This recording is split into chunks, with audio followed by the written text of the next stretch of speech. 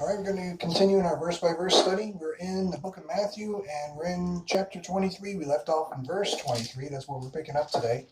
It's August 8th, 2019 on a Thursday. And we're going to continue on. What we read is the Lord's been in the temple since Matthew 21. And he's going to be in there all throughout the rest. He's been there since Matthew chapter 21, chapter 22, chapter 23. And he'll be just leaving the temple in Matthew chapter 24. And he's been in there in this case since Matthew chapter 23. He's been rebuking the Pharisees, been calling them out and letting them know what hypocrites they are, what generation of vipers they are. So, yeah, and we'll see this again in this lesson tonight. So we're seeing him. We're seeing more about who he is as far as his personality and his ability to address the Pharisees and their contradictory statements and their hypocrisy. And he calls them out on that.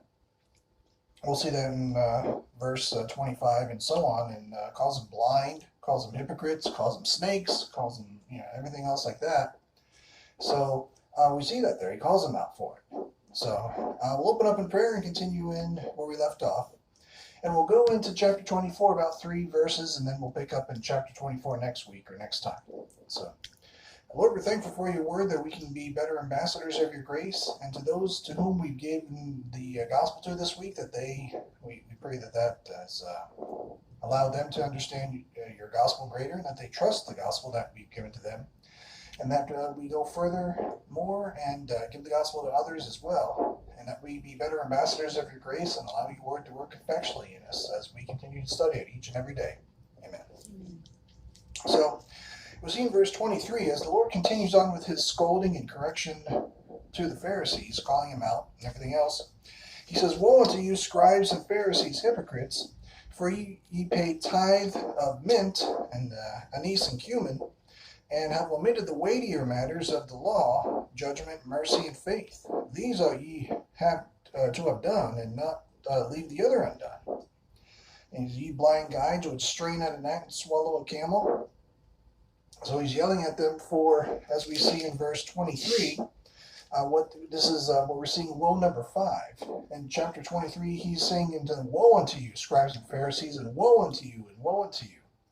And so we're seeing that this is the 5th time he said this to the Pharisees, and this is woe number 5, where they're looking at the law, and they're focusing on their own man-made rules, their own man-made issues, their own man-made parts and everything.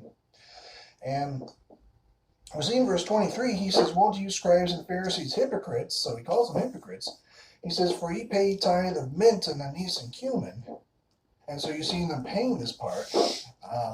You see this section where he's talking about how they pay tithe of mint and anise and cumin, and have omitted the weightier matters of the law. So that's what he's yelling at them as, is because they're not focused on the more important parts of the law, which is judgment, mercy, and faith.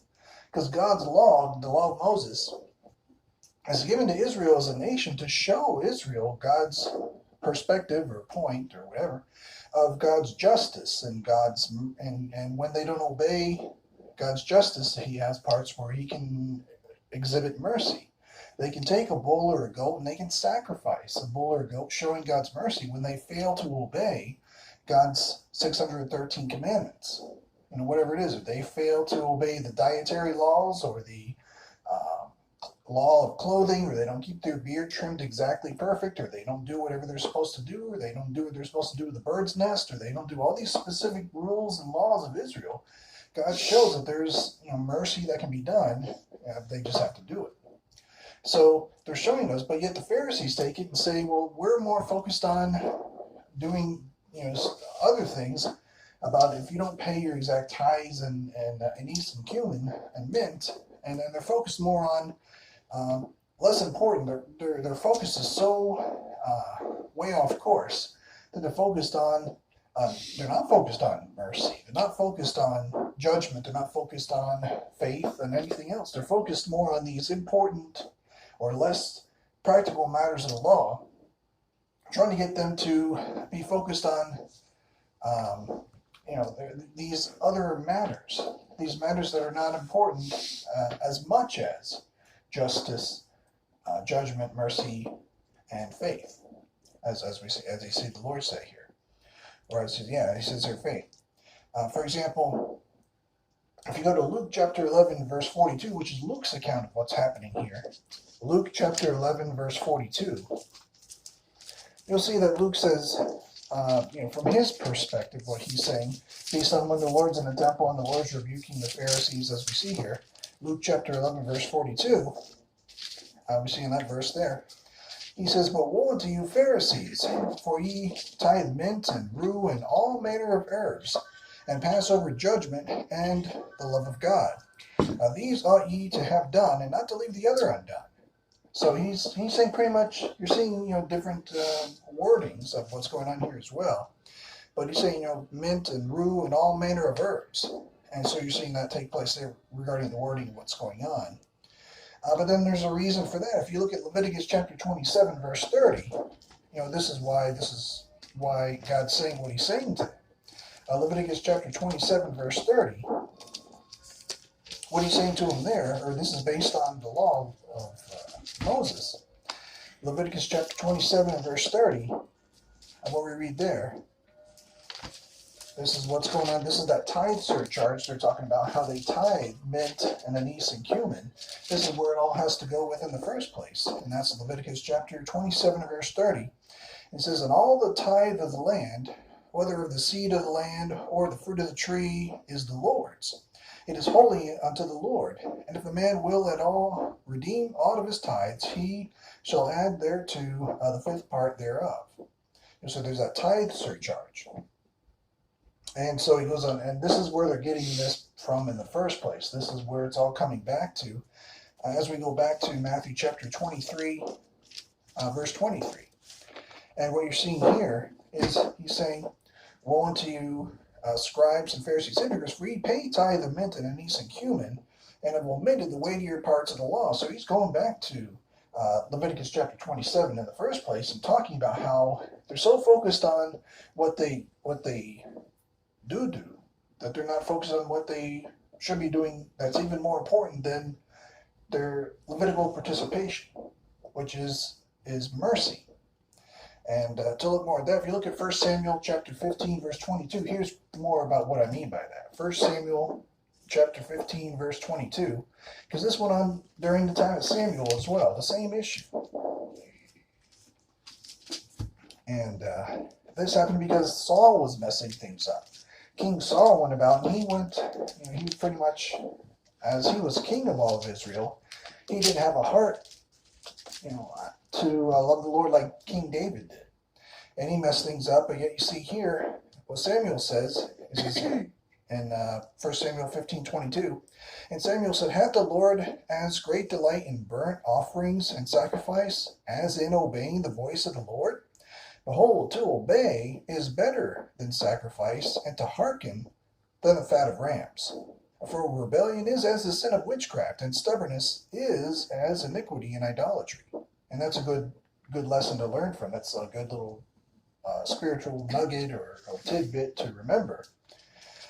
But you're seeing there in verse 22, he's saying, "Behold, to obey is better than sacrifice, and to hearken than the fat of rams." So you're seeing again, the more important parts of the law is the Lord. If Israel hears the Lord's voice, it's better to obey the Lord's voice than to continue to go forth and blindly obey the law without knowing why they're doing it in the first place. So we see that there. And then if we go to Proverbs 21:3, Proverbs 21:3, when it comes to Solomon had something to say about the law and everything that was going on there with what we're seeing in these situations. And in Proverbs 21:3, this has something to do with what we're seeing here. And what he says here is, "To do justice and judgment is more acceptable to the Lord than sacrifice." And so you're seeing this is what's happening here. It's more acceptable to do justice and judgment. And this is exactly what the Lord is saying to the Pharisees and Sadducees in the temple, as he's rebuking them, calling them hypocrites and blind guides and everything else. So you're seeing that they're omitting the weightier, going back to Matthew 23, they're omitting the weightier matters of the law, judgment, mercy, and faith. and these ought ye have done, and not to leave the other undone. He says in verse 24, ye blind guides. So you see, as he refers to them as this, you hear people say, well, my God would never insult anyone, my God would never call anybody anything, my God would never. You're seeing the Lord Jesus Christ referred to these Pharisees as blind. So if you ever hear anybody say, you guys are so blind, it's unbelievable, or whatever, you see the Lord look at these people, these Pharisees, these people of Israel, who are unbelieving, and he's saying, you guys are blind. You guys are blind guides. You guys are supposed to be in Moses' seat. You're supposed to be leading Israel into their kingdom, and you guys are blind. And this is Jesus talking. So this is who he is as he expresses his disgust for their lack of faith.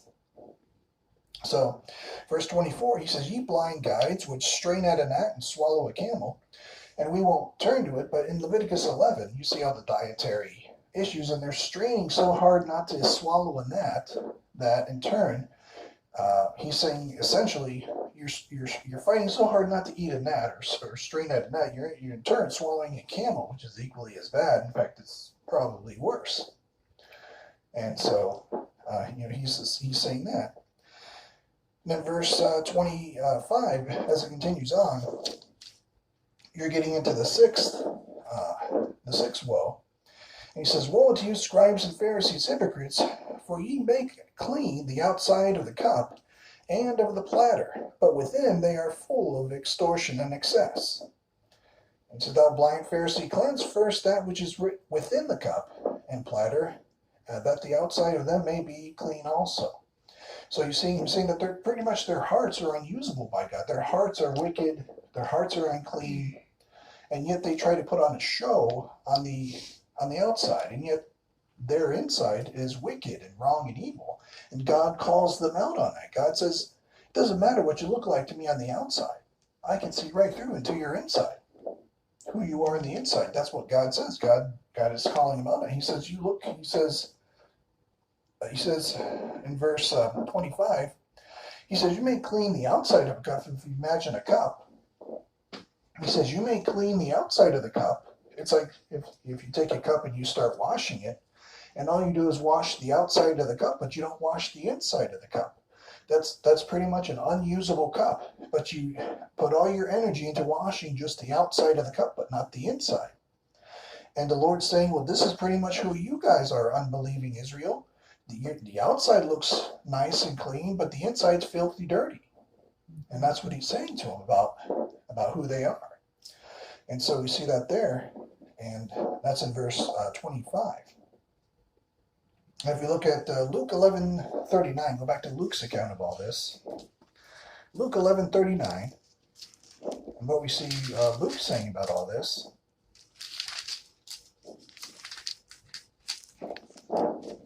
is the same account, or same eyewitness account. The words, of course, being different from Luke's perspective.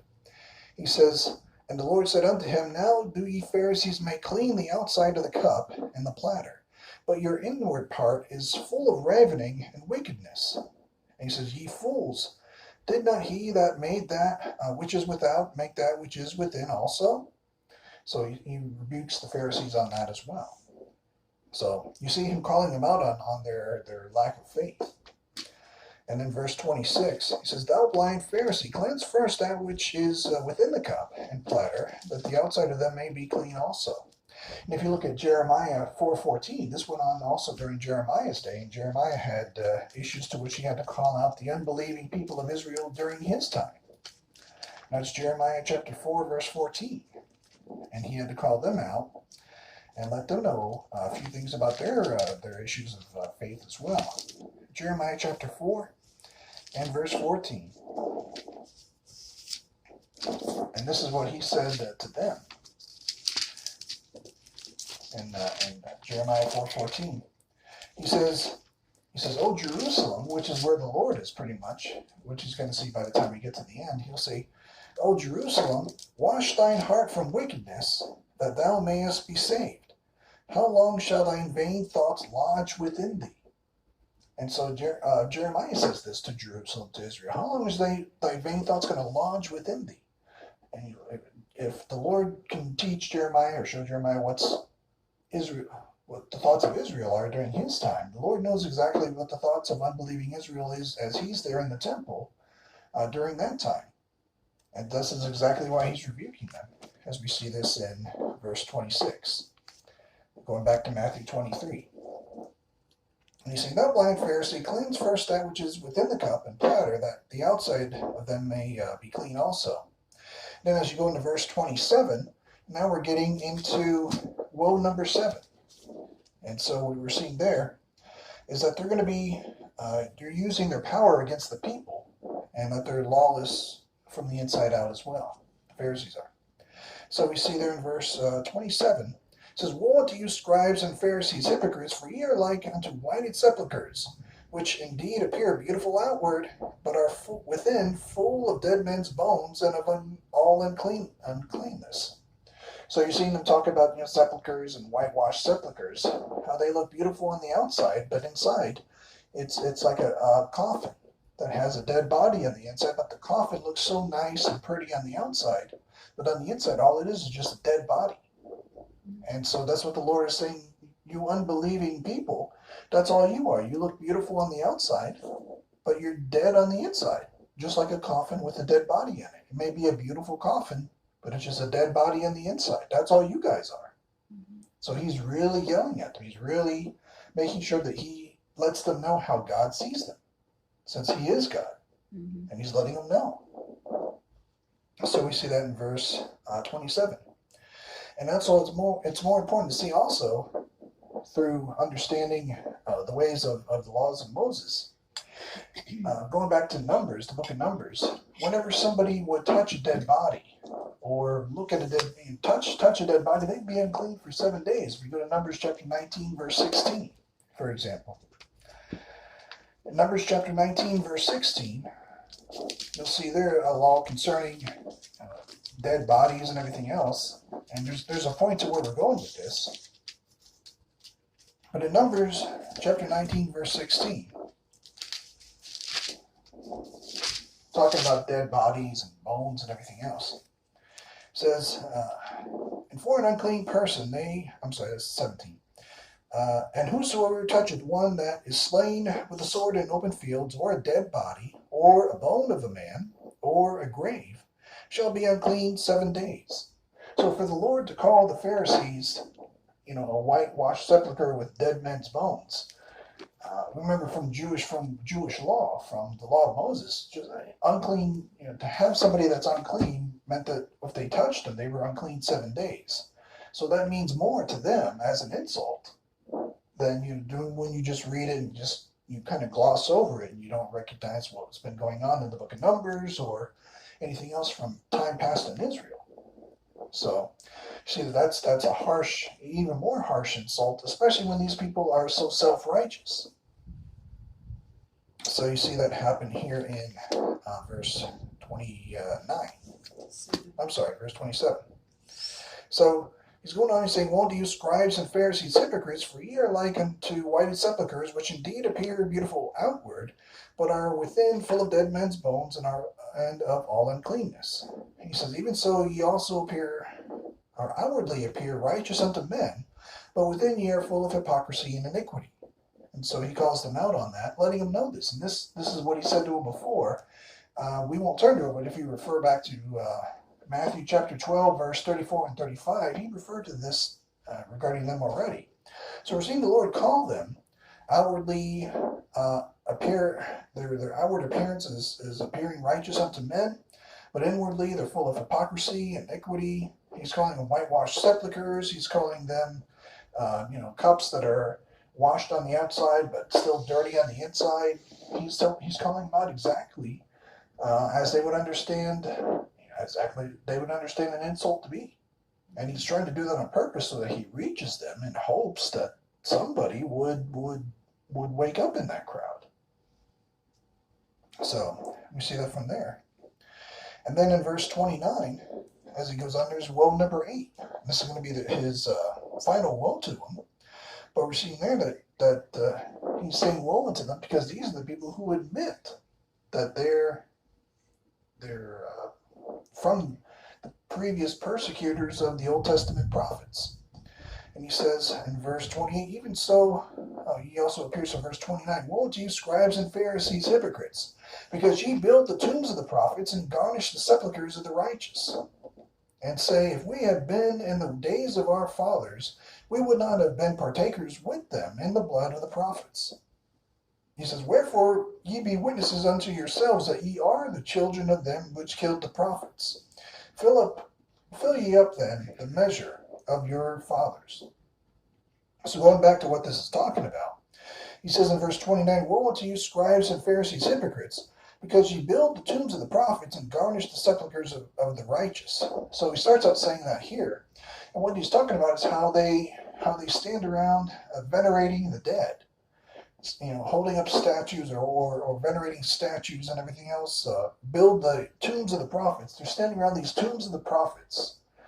Like they're honoring them, or they're giving honor to them, or their presence gives honor to the prophets, these Old Testament prophets that were going through their towns at some point in time past, for this point in time here where that we're at in Matthew 23. And they're talking about how they're honoring the dead, these Old Testament prophets, and yet they're not paying attention to the living, which is at their time John the Baptist. And he got beheaded, and they could care less. And they're already plotting to kill the Lord Jesus Christ, and yet they stand around like it's their presence that makes the tomb of the prophets a big deal. So the Lord's looking at their hypocritical behavior and saying, well, why are you standing around, Micah's tomb or Zechariah's tomb or all these other Abel's tomb, when you won't even pay attention to John the Baptist? You won't even pay attention to me, the Lord Jesus Christ, as he's speaking. Your hypocritical behavior just stands out. You're not a true believer of what's going on, of Jesus Christ, of God. You're just self-righteous in your own eyes. And so he's saying in verse 29, because ye build the tombs of the prophets and garnish the sepulchres of the righteous. And say in verse 30, and say, if we had been in the days of our fathers, we would not have been partakers with them in the blood of the prophets. So they're saying, the Pharisees and the Sadducees, if we had been in the days of our fathers, we would not have been partakers with them in the blood of the prophets. So they're admitting, my grandfather, he killed the prophets. In his unbelief, he went out and helped kill the prophets or killed the prophets, but I'd never go off and do that. And so the Lord says in verse 31, therefore be ye witnesses unto yourselves that ye are the children of them which killed the prophets. So he's saying, by your own words, you're admitting that you went off and killed the prophets. So they're going off and admitting themselves they went off and killed the prophets, or that they're descendants of those that went off and killed the prophets. So we see that there. And he says, verse 32, fill ye up then the measure of your fathers. And what he's meaning by that, if you go to Genesis 15:16, when he says, fill up ye then the measure, Genesis 15:16 is how best to explain it or refer to it. And what we'll see here is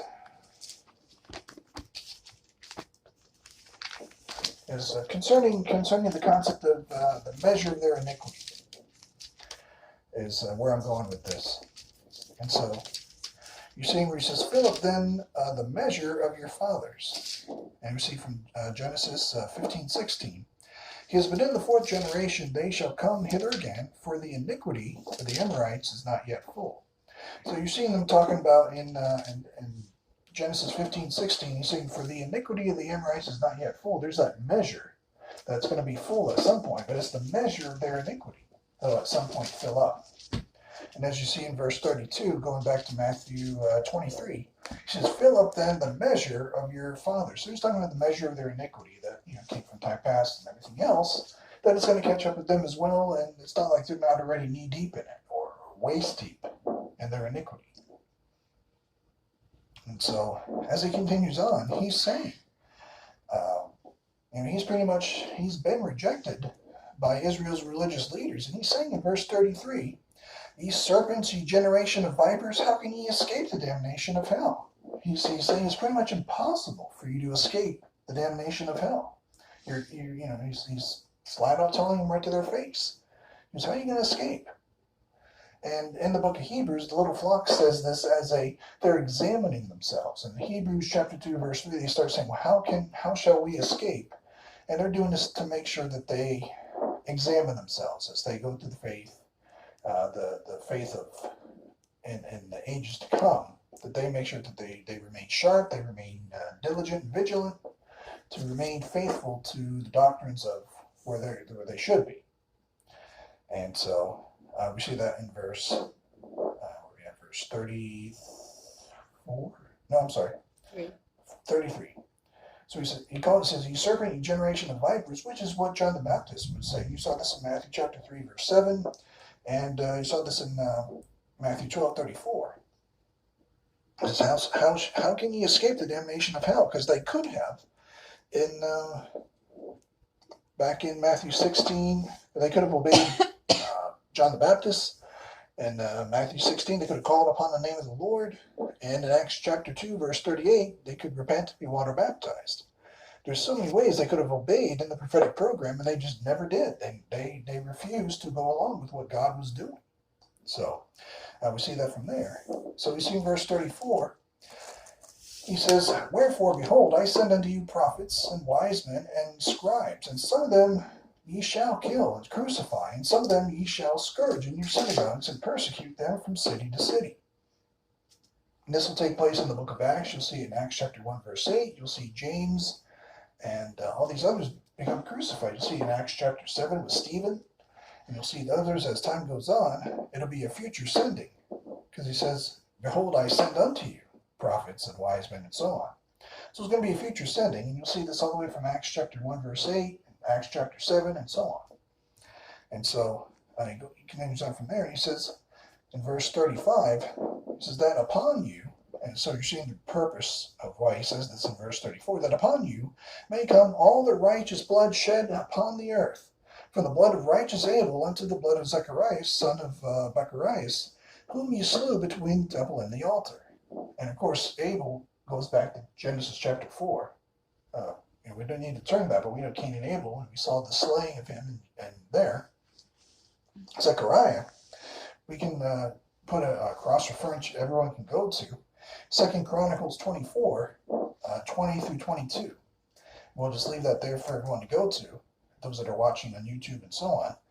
You can see that they would go along. Israel would, whenever there would be a prophet sent out to Israel to give, God would send good news in the form of kingdom gospel or another type of gospel that would refer in the prophetic program to Israel. They would instead kill the messenger instead of listening to what God had sent to them. And so because they would be self-righteous, they would be obeying themselves instead of God. So we see that from verse 35, and the reason why he's saying that, he's going to send, the Lord's going to send to them prophets and wise men and scribes, that upon them may come the righteous blood shed upon the earth. So they're going to be accountable to all this to him at the great white throne judgment. And they're going to have to explain, why did they kill all of God's servants and messengers? So, and then he says in verse 36, "Verily I say unto you, all these things shall come upon this generation." And then you see in verse 36 as he continues, verse 37, he starts lamenting over Jerusalem, what he would have rather have had happened. And he says, "O Jerusalem, Jerusalem, thou that killest the prophets and stonest them which are sent unto thee, how often would I have gathered thy children together, even as a hen gathereth her chickens under her wings, and ye would not, and ye would not." So God was looking to make sure that they were protected and so on, but it's them that are not looking to have this happen. And for example, if you look at Deuteronomy chapter 32, which is the Song of Moses, Deuteronomy 32, verse 11. Deuteronomy 32, verse 11. And what we're going to see in here is you're going to see this whole concept about how talking about being protected through God's wings. And of course, this is just like an anthropomorphism. This is just when they talk about the breath of God's nostrils, God's wings, God's eyes, God's arms.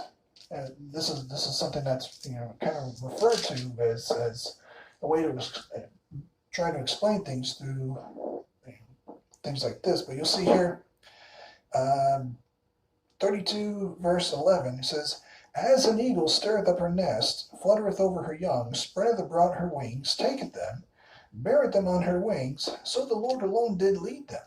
And there was no strange God with them. He made them ride on the high places of the earth, that he might eat the increase of their fields. And he made him suck honey out of the rock, and oil out of the flinty rock." And then goes on from there, talking about his protecting Israel at the time. And it's even happened with Ruth. If you look at Ruth 2:12, Ruth also talks about this as well. In Ruth 2:12, let's see. And what we see there,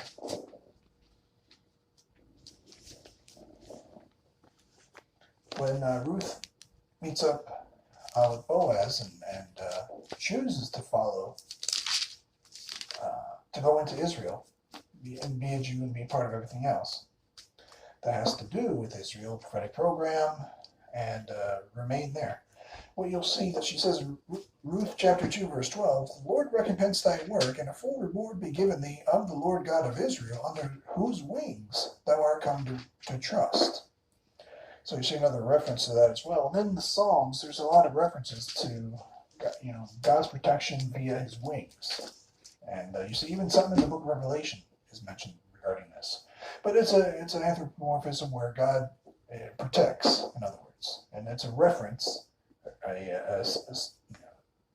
they make it similar to a bird and his wings. And this is how God's speaking in Matthew chapter 23, how he would like to have gathered all of Jerusalem and gather thy children together as a hen gathereth her chickens under her wings, and ye would not. So you see how these people in time past, whether it's Deuteronomy 32, Israel, Ruth, and it's all written out throughout the Psalms, that the Lord protected in such a manner, but now they wouldn't have it. They don't want God's protection, and for what's coming up is going to be Daniel's 70th week. It's going to be the time of Jacob's trouble, the tribulation. And they would rather, as the Lord extends his arms, for lack of a better word, he's reaching out to them, saying, just believe I'm what the scriptures say is Israel's Messiah. Believe upon me, call upon me, and in your time of trouble, and I'll protect you. If you call upon now, it's even better if you do this now. And they refuse to do it. They refuse to do it. And he says in verse 38, "Behold, your house is left unto you desolate." So this is going to be the result. But he doesn't say what he said in John chapter 2. If you go to John chapter 2, verse 16, and we'll see a change from one to another, from one phrase to another is what I mean to say. In John chapter 2, 16, he says, when he was overthrowing the tables and everything, he says, "And said unto them that sold doves, Take these things hence, make not my Father's house an house of merchandise." So in the beginning, he says, don't make my Father's house a house of merchandise. He's saying my Father's house. After he's rejected, he says in verse 30, "Behold, your house is left unto you desolate." Essentially he's saying, this is your house now because I'm out of here. Because you think you can run things better than me? You think you won't even declare me to be your Messiah, your Lord, your God? This is your house now. I'm out of here. And of course, he's going to pass on the information to the little flock as to, they need to be ready to run. And we'll see all about that in Matthew chapter 24. And he's going to even call them the synagogue of Satan. And we see that from the book of Revelation that we studied, that unbelieving Jews that only do the will of man instead of the will of God, are declared to be the synagogue of Satan. And of course, when the Antichrist shows up, they'll obey his will, and all those synagogues will be nothing more than the Antichrist's temple during the Great Tribulation. So we see that there, behold, your house is left unto you desolate. So we see that from verse 38. So, and then he says, let's see, from the notes there, we see that he says, verse 39, for I say unto you, ye shall not see me henceforth, till ye shall say, blessed is he that cometh in the name of the Lord. So what he's essentially saying is, the next time they're going to say this phrase is what was written in Psalms. In Psalms 118, and verse 26, I believe it is. Psalms 118, verse 26. This is where it says, blessed is he that cometh in the name of the Lord. This is regarding his millennial coming, or what they call the second coming, which, as we know, is not his second coming. It's, I'm not sure how many times his coming is, because he's come to Paul so many times during the revelation of the mystery. But what's commonly called the second coming is when they're going to say, blessed is he who cometh in the name of the Lord. And so he says, for I say unto you, unbelieving Israel, ye shall not see me henceforth till ye shall say this. So he's like, pretty much, I'm out of here, and you're not going to see me again till everyone's cheering my name. And that's when he's already vanquished his enemies. And until then, you're all left desolate. You're on your own. So it leaves it out from there. And then as we continue on, because we're trying to grab more verses, and verse 20, as we move into chapter 24, it says, and Jesus went out and departed from the temple. So he's just now leaving that temple that he got into in chapter 21. And so he's been in that temple for about 3 chapters already, debating back and forth with the Pharisees and the Sadducees with these trick questions that they try to trip him on, and he never gets tripped. And then he rebukes them and calls them whitewashed sepulchres and just goes after them left and right, berating them for their lack of faith, and just lets the people, the multitudes, know that these guys are not to be trusted for any reason. It says, and Jesus went out and departed from the temple, and his disciples came to him for to show him the buildings of the temple. So now they're walking around the temple looking at all the buildings. And Jesus said unto them, see not all these things? Verily I say unto you, there shall not be left here one stone upon another that shall not be thrown down. So he's talking about what's happening here is a lot of people run off to different timelines and events and everything else. But he's talking about the biblical dispensational events that are going to take place during the tribulation. What's commonly what we can find that has doctrinal application in the books of Hebrews through Revelation.